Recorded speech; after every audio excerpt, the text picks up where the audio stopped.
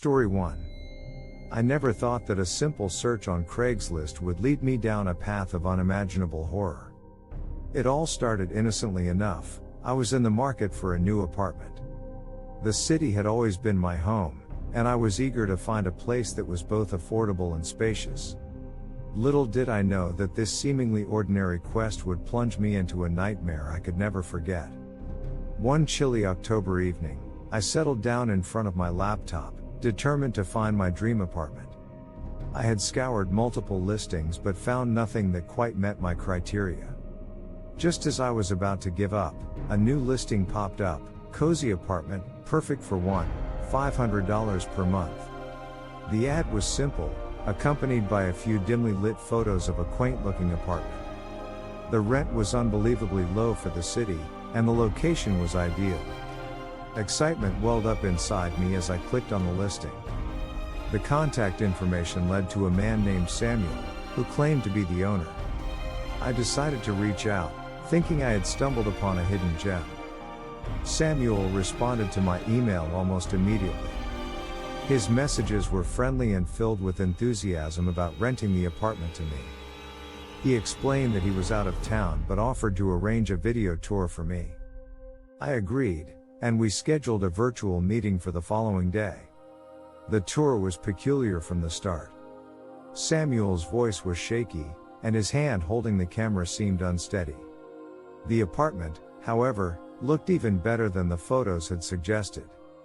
It was spacious, well lit, and, most importantly, well within my budget. I was ready to sign the lease then and there, but Samuel urged me to visit the place in person before making a final decision. A few days later, I stood outside the address Samuel had given me. The building was old, and its facade was worn down by time. A sinking feeling crept over me as I noticed the lack of any other residence or activity in the area. I couldn't shake the eerie sense that something was amiss. I knocked on the apartment door, and it swung open slowly. Inside, the apartment appeared different from what I had seen during the video tour. It was dimly lit, the air was heavy with an unpleasant odor, and the walls seemed to be stained. Samuel was nowhere in sight. Just as I was about to leave, I heard a faint whisper coming from the bedroom. It was a woman's voice, softly chanting in an unfamiliar language. Fear gnawed at my insides, but curiosity compelled me to investigate. I pushed open the bedroom door and was greeted by a horrifying sight. The room was adorned with bizarre symbols painted in what appeared to be blood. A woman, her eyes vacant and filled with madness, stood in the center, swaying as she chanted incoherent words. My heart pounded in my chest as I realized that I had walked into something beyond my understanding. "Who are you?" I stammered, trying to keep my voice steady. The woman's head snapped in my direction, and her eyes locked onto mine. With a sinister smile, she said, "You shouldn't have come here. Samuel will be pleased." I bolted from the apartment, my heart racing, and my mind consumed by terror. I couldn't get away from that place fast enough. Back in the safety of my own home, I called the police to report what I had seen. They promised to investigate, but I couldn't shake the feeling that Samuel and the woman had disappeared without a trace. In the days that followed, I delved into researching the bizarre symbols I had seen in that room. It led me down a dark path of occult rituals and unsolved mysteries. I couldn't escape the fear that I had stumbled upon a cult's hideout, and that Samuel and the woman were part of something sinister. The horror didn't end there. Strange things began happening in my own apartment. Objects moved on their own, eerie whispers filled the air at night, and I was plagued by nightmares of the woman's vacant eyes.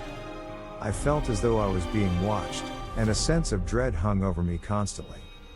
As I sought answers, I discovered that Samuel and the woman had left behind a trail of disturbing incidents.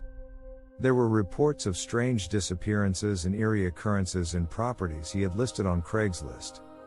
It seemed I had narrowly escaped becoming another victim of his twisted games. With the help of a private investigator, I managed to uncover Samuel's true identity and tracked him down to a remote cabin in the woods. The cabin was a nest of horrors, filled with more occult symbols and evidence of sinister rituals. We called the authorities, and Samuel was apprehended. He was subsequently linked to a string of unsolved crimes and cult-like activities. The woman from the apartment was never found, adding another layer of mystery to the ordeal. Though Samuel was locked away, I couldn't escape the trauma of that Craigslist nightmare. The horrors I had witnessed haunted my dreams, and I couldn't shake the feeling that I had glimpsed a darkness beyond human comprehension. I moved far away from the city, hoping to leave the nightmare behind, but the memories still linger, a constant reminder that evil can lurk in the most unexpected places. Story 2. I've always been a bit of a tech junkie, constantly on the lookout for new gadgets to satisfy my craving for the latest in photography and videography. So, when I stumbled upon a Craigslist ad titled Vintage Camera Collection, Must Go ASAP, I couldn't resist clicking on it. Little did I know that this seemingly harmless pursuit would lead me into the depths of a chilling supernatural encounter. The ad's description promised a treasure trove of vintage cameras, including some rare gems that had piqued my interest. The seller went by the name Evelyn, and the price she quoted for the entire collection was unbelievably low. My excitement surged as I envisioned the countless hours of joy I'd derive from restoring and using these old beauties.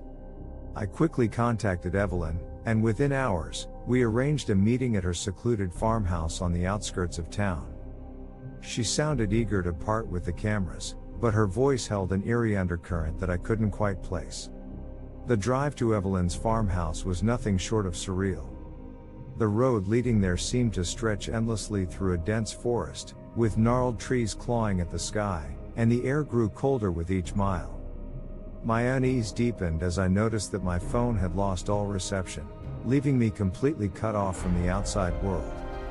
Eventually, I arrived at the decrepit farmhouse, its time-worn appearance sending a shiver down my spine. I hesitated for a moment before finally gathering the courage to knock on the weathered door.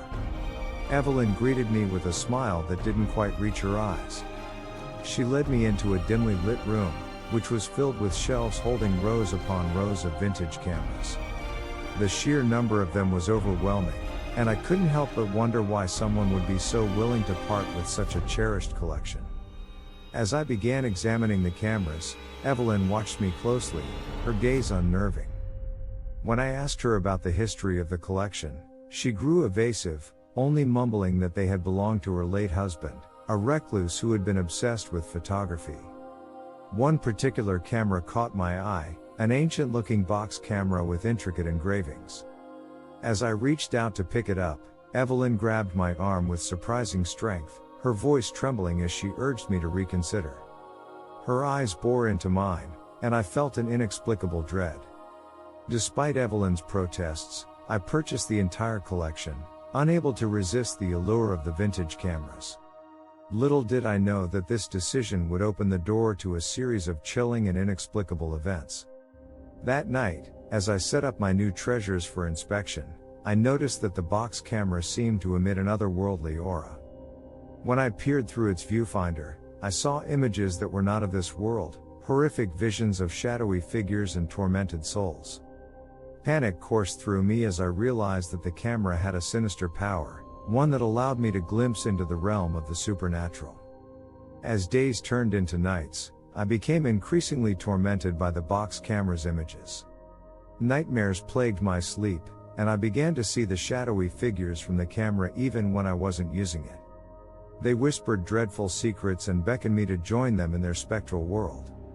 Evelyn, too, had changed. She began appearing at my doorstep unannounced, her eyes hollow and her demeanor erratic. She begged me to return the box camera, claiming it held the key to a malevolent spirit that had been bound to it by her husband's dark experiments. Fearing for my sanity, I decided to heed Evelyn's warnings and return the box camera to her.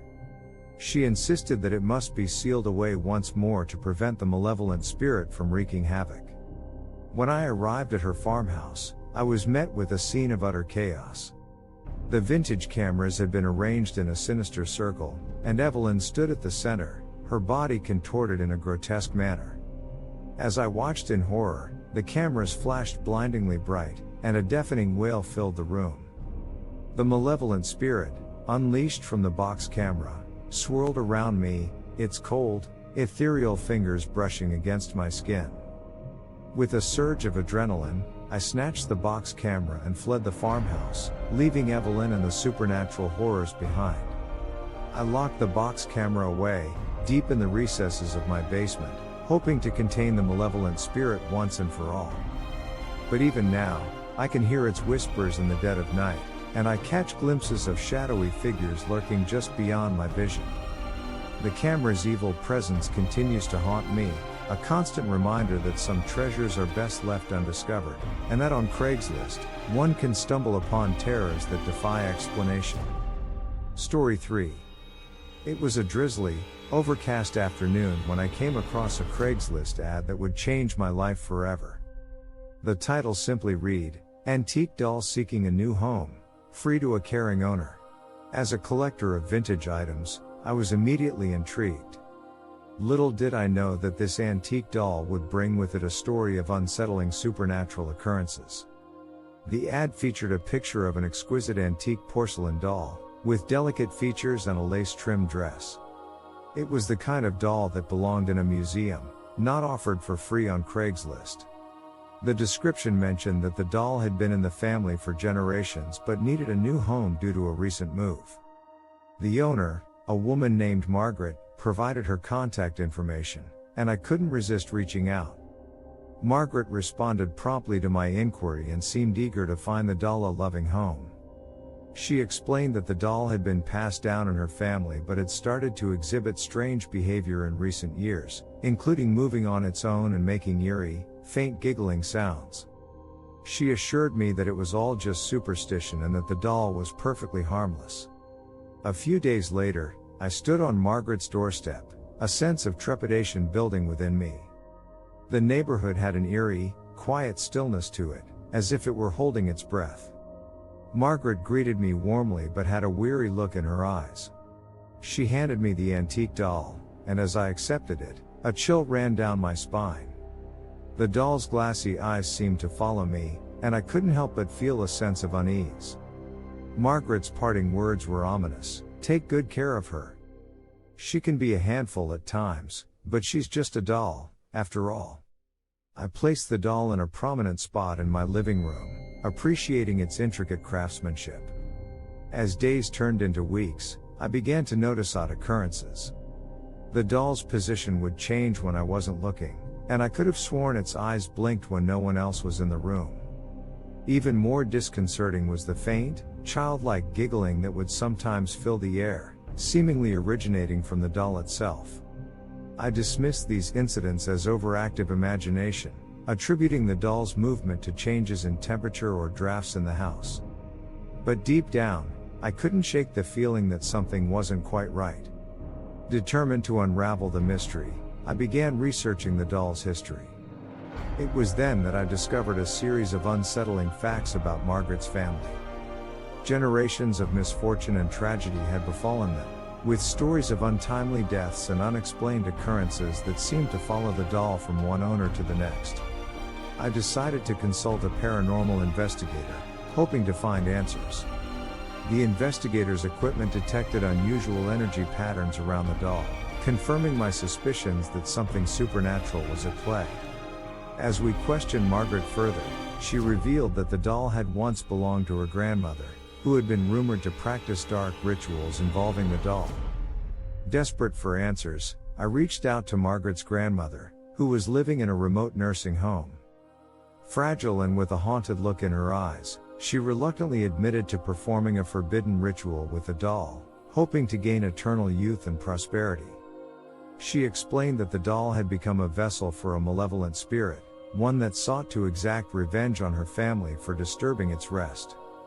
With newfound knowledge of the doll's dark history, I knew that I had to rid myself of this cursed artifact. The paranormal investigator recommended an exorcism, a ritual that would hopefully release the malevolent spirit from the doll. I followed the prescribed steps, and as the exorcism reached its climax, the doll emitted an unearthly shriek, and its glassy eyes turned black. The room grew oppressively cold, and I felt an overwhelming presence. The malevolent spirit was fighting to hold onto the doll, but with one final incantation, it was expelled. The antique doll collapsed, lifeless, and I felt an eerie sense of relief. After the exorcism, the supernatural disturbances ceased, and the antique doll was left as a lifeless relic of the past. Margaret, who had suffered 3 years of torment, finally found peace. The malevolent spirit, now banished, could no longer inflict harm on her or her family. I couldn't help but wonder what drove people like Margaret's grandmother to meddle with forces beyond their understanding. The doll served as a haunting reminder that the past can cast a long shadow into the present, and that sometimes, the objects we collect hold secrets that are best left undisturbed.